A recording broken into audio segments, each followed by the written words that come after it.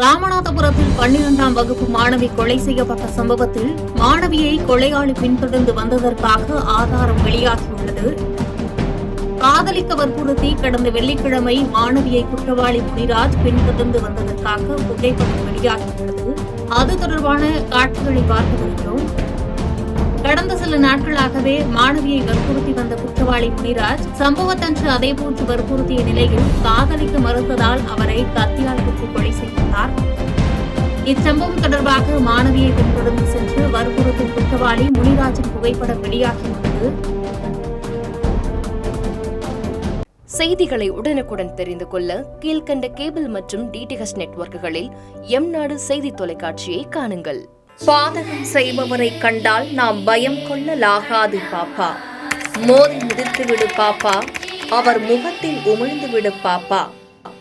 அண்மை செய்திகளை உடனுக்குடன் தெரிந்து கொள்ள இணைந்திருங்கள் எம்நாடு தொலைக்காட்சியுடன்.